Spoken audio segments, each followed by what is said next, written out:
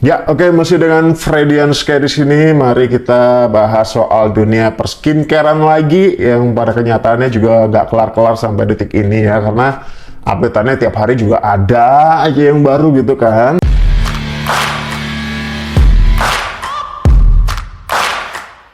Oke, yang pertama kita masih dengan Doktif nih, yang katanya dugaan sementara kenapa sih Doktif itu vokal banget dari awal, vokal gitu ya, menyuarakan tentang yang katanya kebenaran soal skincare ini gitu loh. Pada kenyataannya juga banyak yang terbantu ya dengan munculnya Doktif ini gitu. Namun pada kenyataannya beberapa orang menanggapi hal ini, Doktif ini muncul malah merusak beberapa karakter seseorang atau juga katanya merusak rezeki orang gitu ya. Yang pada kenyataannya memang beberapa owner brand atau owner skincare yang direview oleh Doktif ini ya memang tidak sedikit gitu loh yang overclaim, mengandung bahan berbahaya, kemudian ini itu gitu kan banyak kan sampai detik ini. Namun tak sedikit pula yang akhirnya berbenah, malah owner-owner skincare ini tuh merasa terbantu dengan adanya Doktif yang tadinya kurang tahu atau kurang paham dengan komposisi, dengan ingredients yang ada di produknya. Kadang tak sedikit beberapa owner skincare ini ya, bukan merendahkan, tapi kadang emang banyak yang FOMO gitu loh dengan ramainya beberapa bisnis skincare, kemudian ikut-ikutan yang pada kenyataannya itu memang banyak juga yang tidak memiliki background di spesialis itu ya tentang dunia kecantikan. Tapi itu sah-sah aja, uang-uang mereka sendiri ya kan, usaha-usaha mereka sendiri, kerja keras mereka sendiri gitu. Tapi dengan adanya Doktif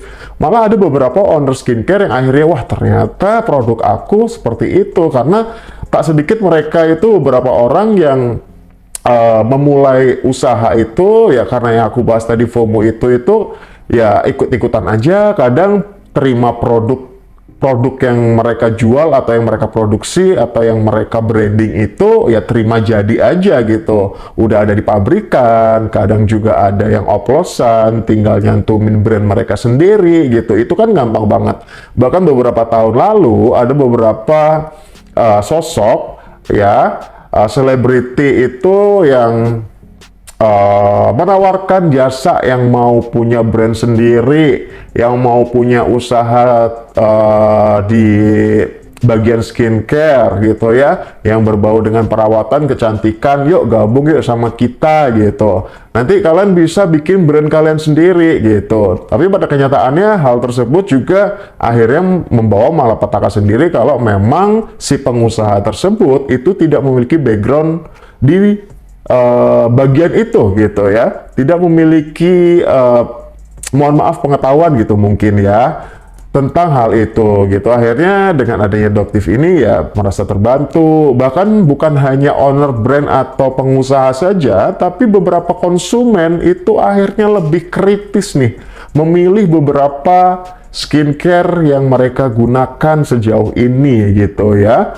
Ada yang bilang, wah ternyata aku selama ini pakai brand ini itu yang sebenarnya itu bikin ketergantungan, ternyata membawa mengandung bahan berbahaya jika digunakan dalam jangka panjang segala macam. Ya sebenarnya ada plus minusnya gitu ya. Nah kalau ini kan tentang usaha seseorang ya gitu. Ada yang menanggapi, wah Doktif ini sembarangan banget nih ngerusak rezeki orang gitu. Ada juga tuh yang komen-komen seperti itu. Kemudian yang terbaru katanya Doktif ini itu melakukan black campaign gitu ya. Karena apa? Selain Doktif ini memiliki background sebagai dokter tentunya ya, Doktif, dokter detektif yang sebenarnya profesinya memang dokter. Dia tidak akan semudah itu, segampang itu mempertaruhkan titelnya yang itu didapatkannya dari awal itu susah payah loh untuk menjadi dokter gitu ya, untuk diakui menjadi dokter,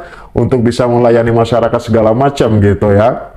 Nah, jadi dia pasti punya rules, punya apa ya, punya planning gitu ibaratnya.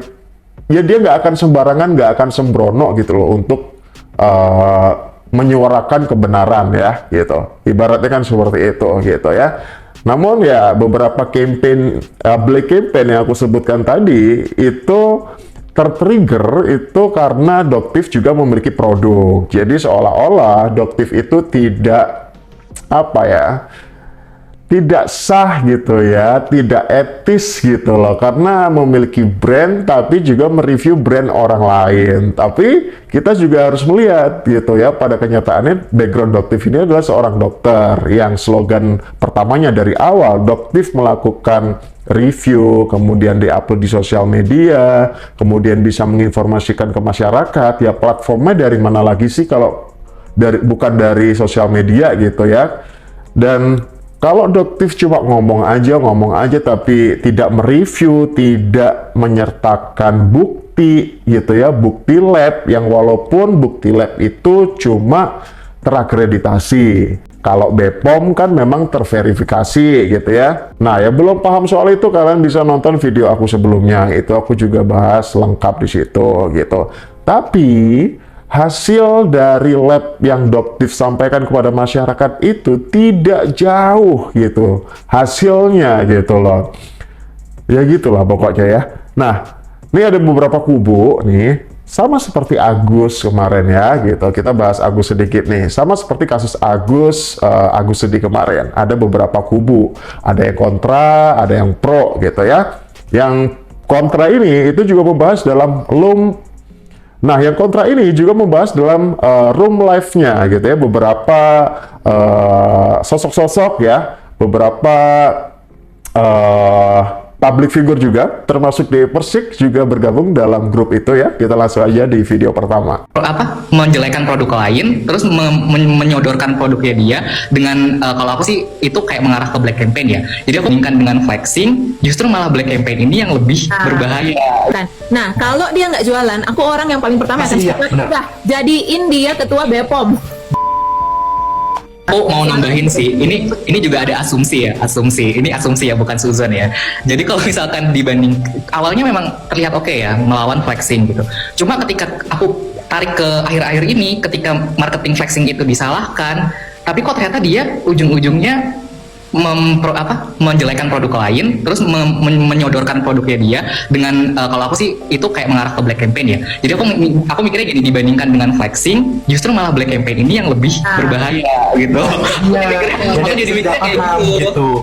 Namun tertutupi dengan nama itu awalnya itu untuk menghilangkan flexing. Sebenarnya kalau kita paham bagaimana background tujuan sebenarnya itu secara tersirat sebenarnya ada yang itu yang harus kita edukasikan begitu loh. Oke, jadi dari awal permasalahan ini muncul memang kan katanya Doktif ini muncul selain menginformasikan soal kebenaran skincare ini juga memberantas beberapa orang yang flexing gitu ya. Sebenarnya flexing atau enggak itu tidak ada hubungannya dengan produk yang berbahaya. Iya nggak sih? Kalau menurut kalian gimana?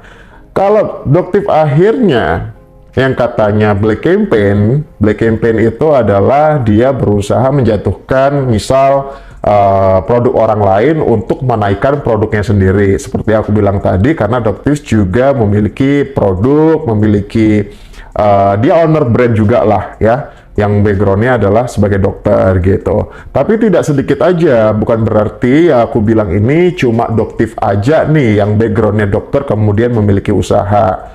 Nah, beberapa orang berasumsi kalau dia tidak berjualan, tidak memiliki usaha, tidak memiliki brand, oke deh, aku setuju gitu. Bahkan dari awal katanya banyak yang setuju, banyak yang respect gitu dengan adanya Doktif, karena memang keren nih dokter bisa vokal banget menyuarakan kebenaran dan bisa membantu beberapa wanita di Indonesia, bahkan juga nggak hanya wanita ya, pengguna skincare di zaman sekarang kita bukan hal tabu lagi lah gitu. Pengguna skincare bukan hanya perempuan saja, karena laki-laki juga pasti memiliki skincare yang tentunya ingredientsnya juga pasti berbeda karena jenis kulit laki-laki dan perempuan kan berbeda juga gitu.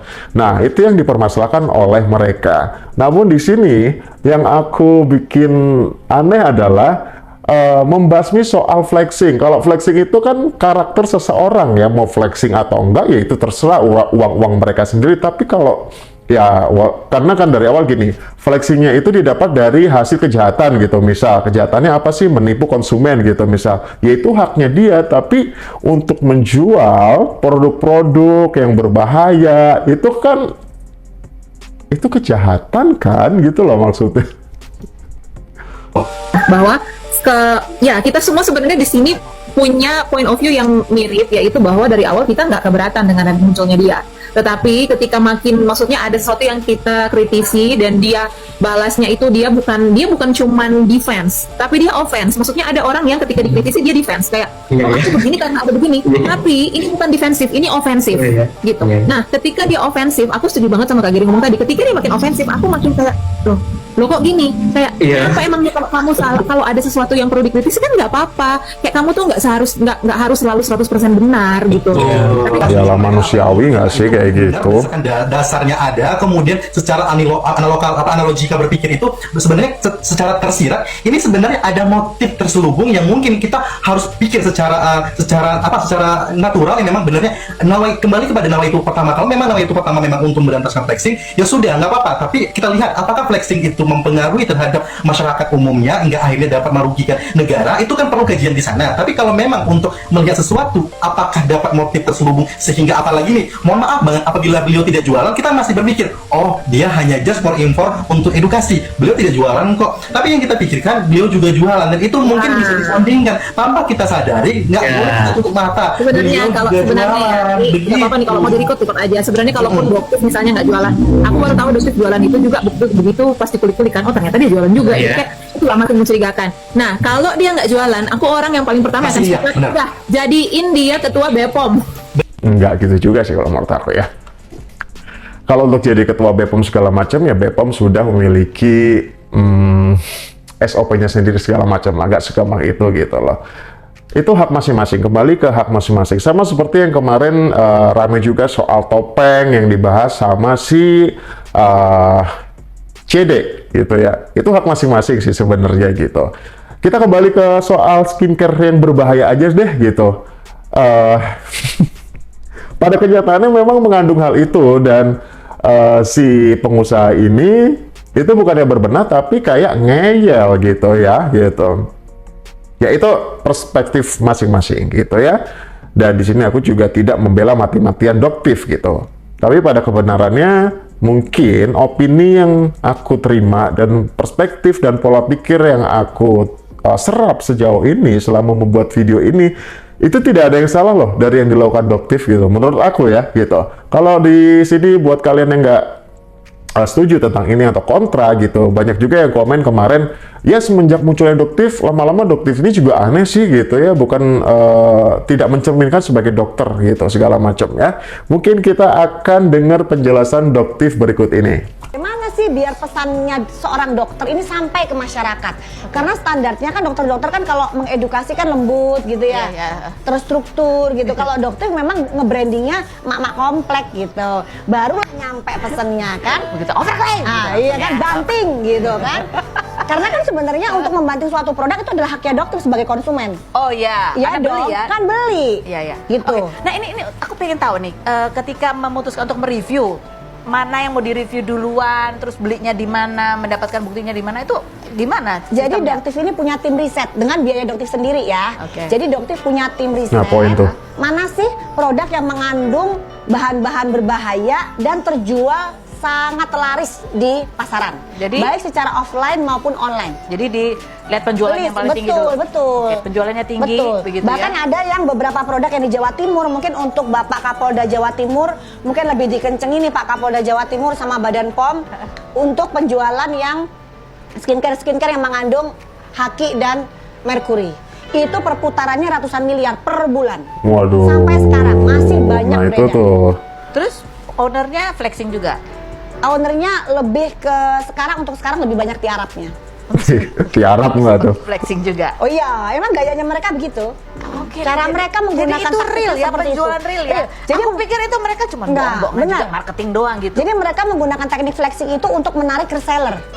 Oh. Nah, jadi reseller kan pasti iri. Oh, itu kan atasannya aku, bosnya aku bisa kayak begitu, berarti gue juga bisa begitu. Ya, flexing yang dimaksud ini bukan kayak cuma pamer doang gitu. Karena itu flex yang dimaksud oleh beberapa yang dimaksud oleh Doktif, beberapa owner skincare ini adalah flexing yang, waduh, owner skincare ini aja itu bisa pergi ke sono, bisa pergi ke sini, memiliki ini, memiliki barang ini, itu, segala macam. Kalau owner brandnya aja bisa kayak gini, gimana aku nggak tertarik sih sebagai reseller gitu misal. Nah, setelah ramai kayak gini, sebenarnya Doktif juga menyampaikan barusan ini ya, bahwa memang beberapa owner skincare itu banyak yang seperti itu, memiliki brand yang kandungannya berbahaya, mengandung merkucerit, mengandung haki, segala macam. Itu akhirnya setelah ramai kayak gini pada tiarapnya akhirnya mereka diem gitu. Tapi yang udah ke A, beberapa owner brand ini akhirnya berbenah, memperbaiki brandnya segala macam. Itu bagus, itu jempolan banget gitu ya. Bukannya bakal dihujat tuh, tapi bakal dapet apa ya, konsumen juga pasti gini loh. Beberapa konsumen yang menggunakan produk ya, seperti yang Doktif sampaikan juga kemarin di salah satu talk show yang ada di, ya sebut aja Brownies ya, bahwa dia menyebutkan sebenarnya skincare itu cocok-cocokan, bukan berarti harus menggunakan skincare dari Doktif, produk dari Doktif, atau harus menggunakan produk dari tokoh ini, public figure ini, influencer ini. Doktif tidak pernah menyebutkan dalam reviewnya itu, menyebutkan produknya, apalagi ya gitu, atau mempromosikan produk lain. Nah, kalau yang dibahas dari beberapa room live tadi, di video yang tadi sebelumnya,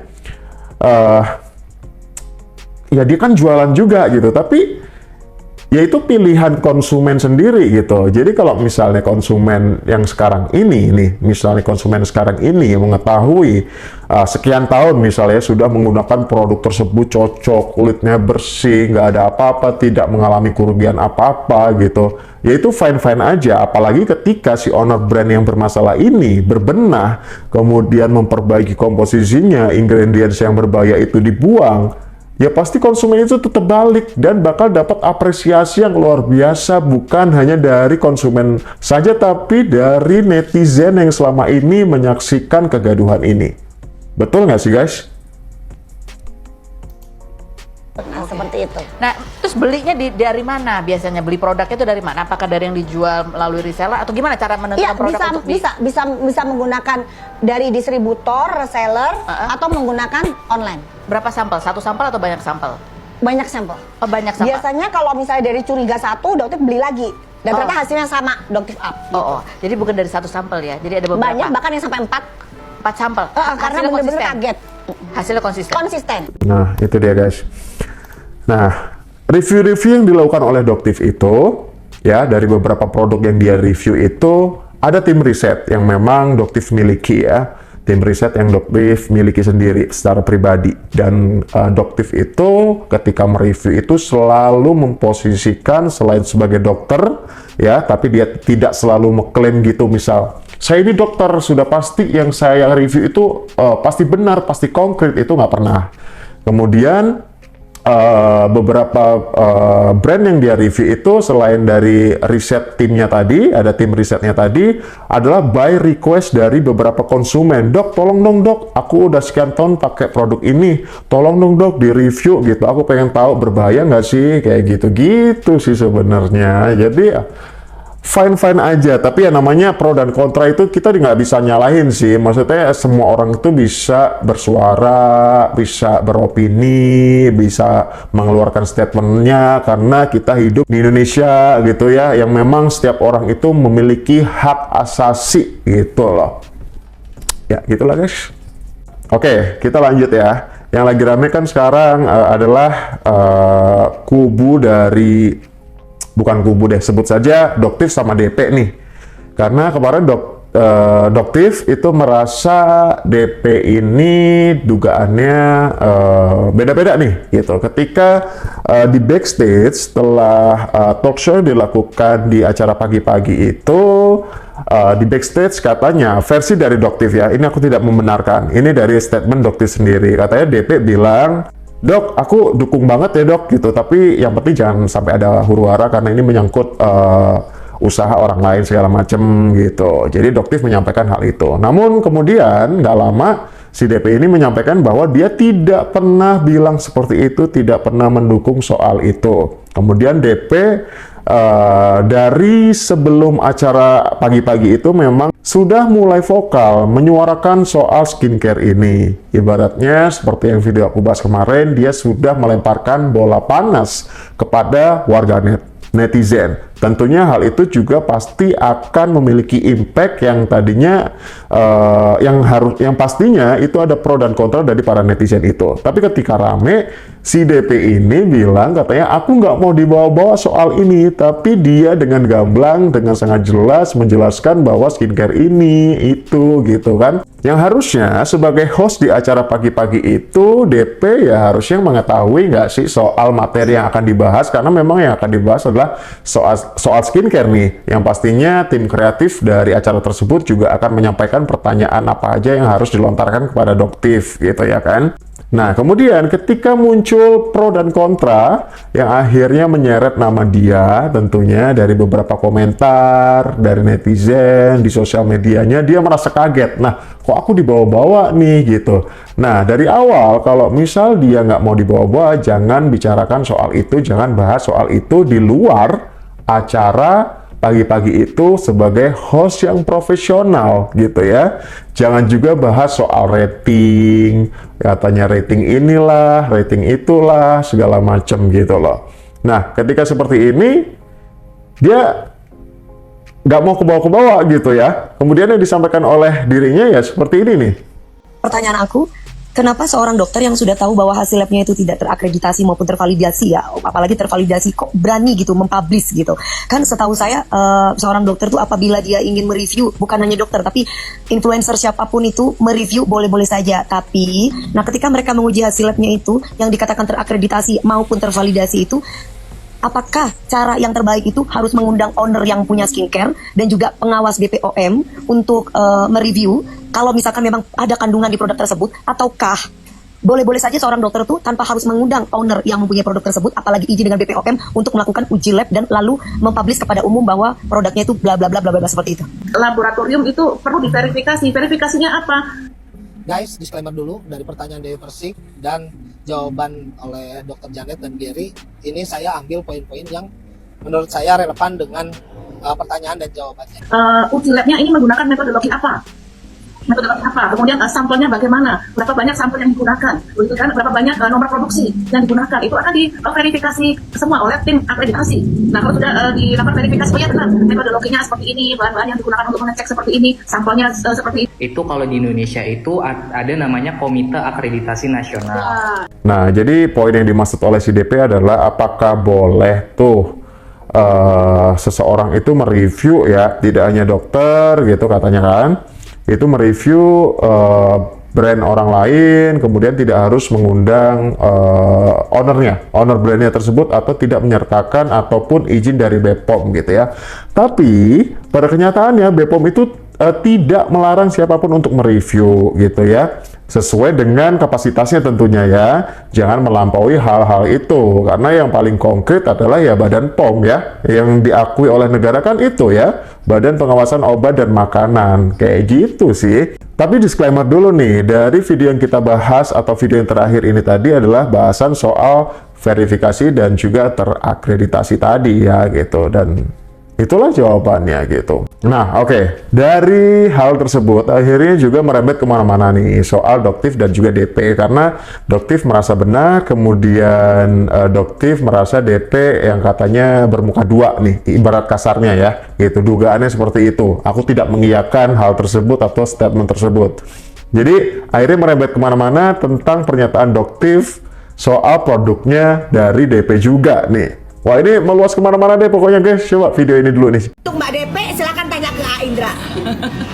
Udah pengalaman soalnya dia, udah banyak pengalamannya sama Mbak DP. Oh, berarti nanti live-nya suruh tanya ke A Indra ya?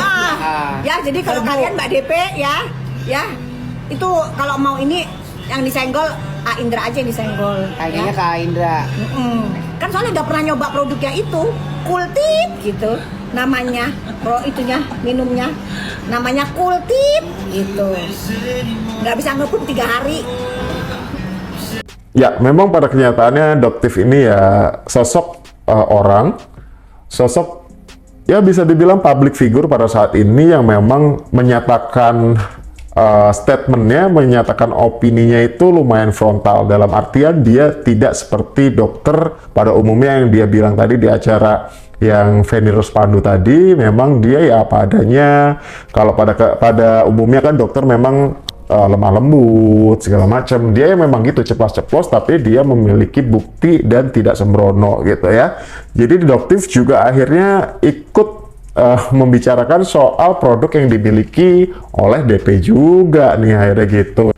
Yang katanya Indra Bruggman ini setelah memakai produk dari si DP itu sampai nggak pup 3 hari gitu. Waduh, sebenarnya ribet dan panjang ya. Aku takut sebenarnya bahas kayak gini tuh, takut salah-salah ngomong. Ini sebenarnya menyampaikan beberapa video dan informasi yang sudah tersebar di sosial media ya. Sekali lagi seperti itu.